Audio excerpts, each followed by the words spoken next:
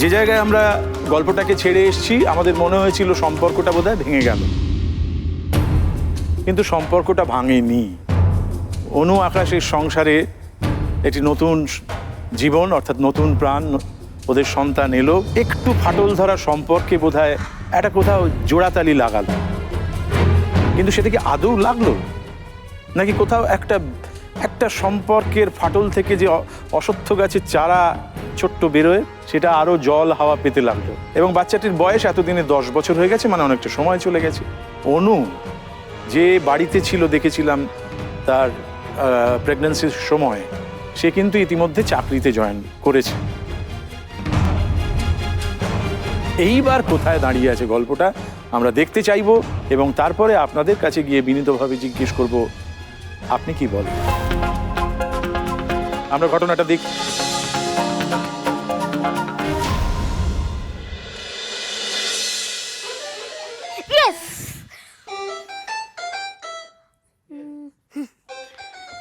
না রিজু, দুধটা খেয়ে নাও। আমি এখন দুধ খাবো না। আরে বাবা, দুধটা খেয়ে নাও, তুমি তো গুড বয়। দুধ না খেলে তুমি সুপার হিরো হবে কি করে? সুপার হিরোরা কি দুধ খায়? অবভিয়াসলি খায়, জানে না। নাও খেয়ে নাও। আমি এখন দুধ খাবো না। তুমি তো ভালো করে ডিনারটা করোনি সোনা, দুধটা তো খেতে হবে বাবা, খেয়ে নাও, এটুকু দুধ খেতে হবে। আমি দুধ খাবো না।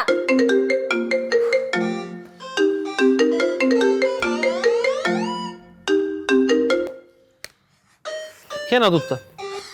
আমি দুধ খাবো না। মায়ের ফোন। রিজু, তোমার যদি দুধ না খাওয়ার হয় খেতে হবে না, জাস্ট গো টু স্লিপ। কালকে তোমার সকালবেলা অনলাইন ক্লাস আছে, তাড়াতাড়ি না শুলে তুমি তাড়াতাড়ি উঠতে পারবে না ঘুম থেকে। যাও শুয়ে পড়ো, যাও। এখন আমি ঘুমাবো না।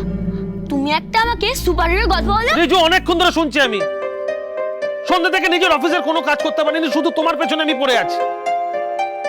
একবার সুপার হিরো গল্প বলো, একবার খেলো, এবার মাকে ফোন করো। ডিসকাস্টিং। খেতে হবে না তোমাকে দুধ।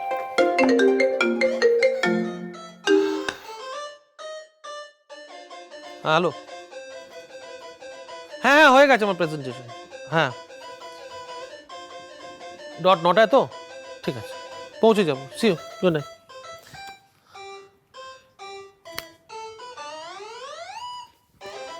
তোমাকে শুতে বলেছি তো, শুয়ে পড়ো। You just go to sleep right now. Go.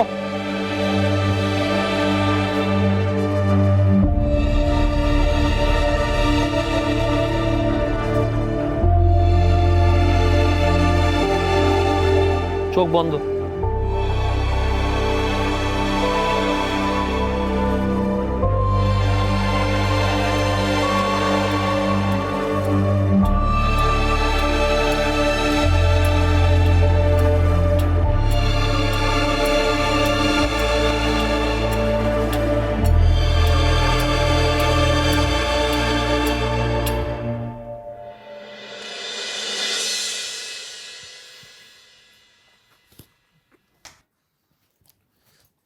কটা বাজে অনু? এখন বাড়ি ফেরার সময় হলো তোমার? তোমাকে তো বলেই গেছিলাম আজকে ফিরতে রাত হবে, অফিসে কাজের চাপ ছিল। ব্যাস, তাহলে তো মিটেই গেল, তাহলে অফিসে থেকে গেলেই পারতে। বাবা, তোমার সঙ্গে না এই নিয়ে কথা বলতে আমার একটুও ভালো লাগছে না, বিশ্বাস করো, ভীষণ টায়ার্ড। রিজু খেয়েছে? বাড়ি ফেরার পর তোমার মনে পড়লো তোমার ছেলে খেয়েছে কি খায়নি। বেশ কিছুদিন ধরে দেখছি, তাই বলতে বাধ্য হচ্ছে অনু, তুমি মাথায় সবসময় রেখো যে তোমার বাড়িতে একটা ছোট ছেলে আছে। সন্ধ্যা থেকে নিজের কাজকর্ম ফেলে দিয়ে আমি ছেলেকে সামলাচ্ছি। ও, সেইটা তোমার প্রবলেম, মানে ছেলেকে সামলাতে হয়েছে বলে তোমার এত সমস্যা? হ্যাঁ, সমস্যাই তো। কত বড় বড় কথা বলেছিলে না ছেলে হওয়ার আগে। শুধু রিজুর কথা ভেবে আমি 10 বছর চাকরিটা করিনি আকাশ, শুধু ওর কথা ভেবে। আর তুমি এত কথা বলছো কেন? হ্যাঁ, তুমি জানো ওর হোমওয়ার্কের খাতা কোথায় থাকে? জানো না? ও ঠান্ডা লাগলে কি ওষুধ খায় সেটাও জানো না? এই অনু, তুমি তো পুরো ব্যাপারটাকে অন্য জায়গায় ডাইভার্ট করে দিচ্ছ। আমি একরকম কথা বলছি, তুমি আরেক দিকে চলে যাচ্ছ। আচ্ছা অনু, আমি কি তোমাকে কোনোদিনও বলেছি যাও গিয়ে চাকরি করে? বলেছি কোনোদিন? বলিনি কিন্তু। না, তুমি বলবে কেন? তুমি বলবে কেন? তোমার তো বলার কথাও নয়, এটা আমার লাইফ, আমার ডিসিশন। কেন, আমার কি নিজের ইচ্ছা অনিচ্ছা বলে কিছু থাকতে নেই? আকাশ, একটা দিন ষষ্ঠী দিয়ে আসেনি বলে তোমাকে ছেলেকে একটু বেশি সময় দিতে হয়েছে, তার জন্য কি? আর আমি সংসার করছি মানে এটা নয় যে আমি আমার সবকিছু স্যাক্রিফাইস করব। ষষ্ঠী দিন না কোনো সাবস্টিটিউট নয়, ছেলে তোমাকে দরকার। তুমি জানো ছেলেটা আমাকে কতবার বলেছে মাকে ফোন করো, মা কেন আসছে না, মা কোথায়। তুমি তো একবার ছেলেটাকে ফোন করতে পারতে, ফোন করে বলতে পারতে যে তোমার আজকে বাড়িতে ফিরতে দেরি হবে, সেটা কিন্তু তুমি বলো না। একটা বাচ্চা মানুষ করতে গেলে না অনেক কিছু স্যাক্রিফাইস করতে হয়। আমি মিটিংয়ে ছিলাম, আর মিটিংয়ে থাকলে যখন তখন ফোন করা যায় না, অফিসে থাকলেও ফোন করা যায় না, সেটা তুমি জানো না? তুমি তো ছেলেটাকে এটা বোঝাতে পারতে, সেটা বোঝাওনি। তুমি ওকে সামলাতে পারোনি বলে এখন সব দোষ আমার ঘাড়ে দিচ্ছ। সময় দেওয়া নিয়ে অনেক কথা বলেছিলে না, এখন নিজের ছেলেকে যে তুমি নিজেই সময় দিতে পারছো না সেটা একবার মনে হচ্ছে না? রোজ তো অফিসের চাপ থাকে না, একদিন সিনেমা দেখতে যাচ্ছ, একদিন বন্ধুদের সঙ্গে আড্ডা মারছো, একদিন ইটিং আউট। আরে বাবা এইগুলো একটু কমাও, মা হয়েছে তো একটু রেসপন্সিবল হও। রেসপন্সিবল হওয়া আমি তোমার কাছ থেকে শিখবো না, আমি সবকিছু ম্যানেজ করতে পারি। ওরকম মনে হয় শুধুমাত্র টাকা দিয়ে লোক রেখে মায়ের অভাবটা পূরণ করা যায় না। রিজু খেলো কি খেলো না, ঘুমোলো কি ঘুমোলো না, পড়তে বসলো কি বসলো না, সব দেখার দায়িত্ব কি একা আমার? হ্যাঁ তোমার, কারণ তুমি ওর মা। বাচ্চারা মায়ের সঙ্গে বেশি কমফোর্টেবল। তোমার ছেলেকে মানুষ করতে হলে তোমাকে যদি তোমার চাকরিটা ছাড়তে হয় তুমি সেটা ছাড়বে, তুমি স্যাক্রিফাইস করবে। বাহ, স্যাক্রিফাইস আমি করব আর তুমি কিছু করবে না, তুমি কোনো কম্প্রোমাইজ করবে না।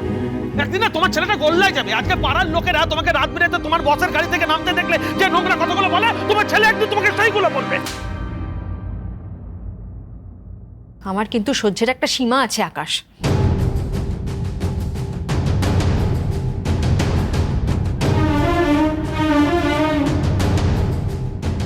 সত্যি কথাগুলো শুনতে খুব গায়ে লাগছে, তাই না? একদিন আমাকে তুমি এরকম অনেক কথা বলেছিলে। রিজু হওয়ার আগেই আমার এই বাড়ি থেকে বেরিয়ে যাওয়া উচিত ছিল। জোড়াতালি দিয়ে না কোনো সম্পর্ক থাকে না। আজকে আমাদের এই টানাপোড়েনের জন্য ছেলেটার ক্ষতি হচ্ছে। কে টানতে বলেছো তোমাকে? অনেক তো বড় বড় কথা বলছো, এই করব সেই করব, তা যাও না গিয়ে কদিন করে দেখাও না। হ্যাঁ যাবো, তাই যাবো, বাড়ি থেকে বেরিয়ে যাব। ছেলের সব দায়িত্ব যখন একা আমার, আমি ওকে একা মানুষ করব। হ্যাঁ যা। রিজু,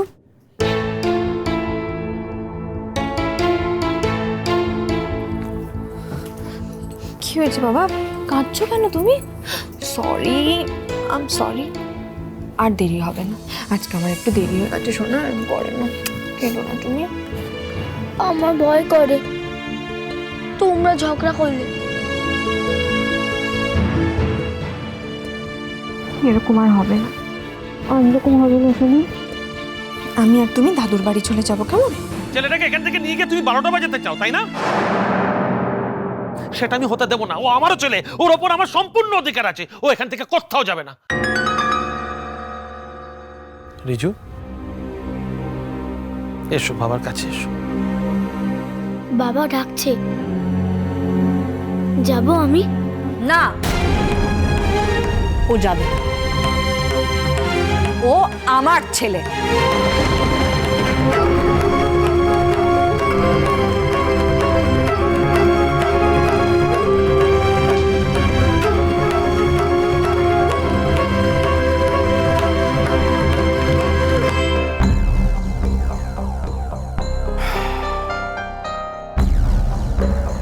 আমার কিরম মনে হচ্ছিল এই যে মা ছেলেটিকে আঁকড়ে ধরে রেখেছেন নিজের সম্পত্তি, নিজের অধিকার এই বলে, সেটা বুঝতে পারলাম। কিন্তু আকাশ তো শুধু বলেছে যে মায়ের দায়িত্ব পালন করো, হয়তো একটু রেগে বলেছে, হয়তো চিৎকার করে বলেছে।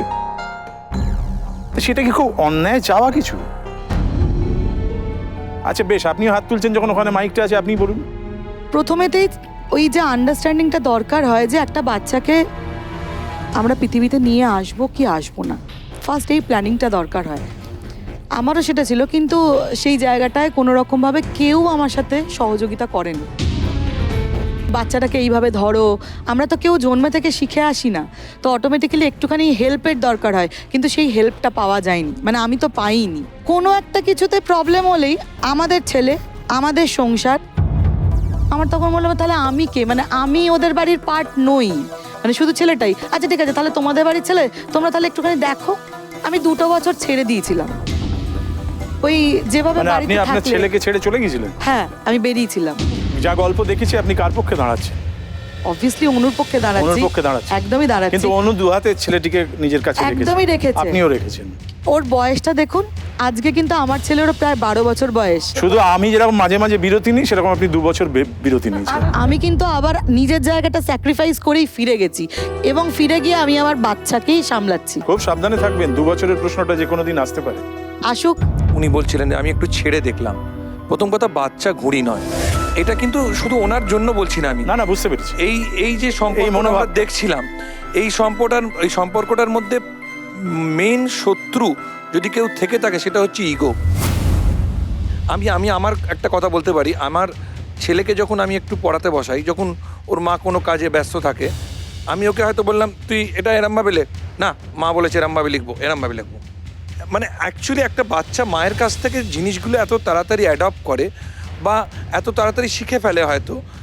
আমার মনে হলো হয়তো ওই সময়টা যে কী রে বাবা, আমি বলছি সেই জিনিসটাই কিন্তু এখানে প্রতিফলন।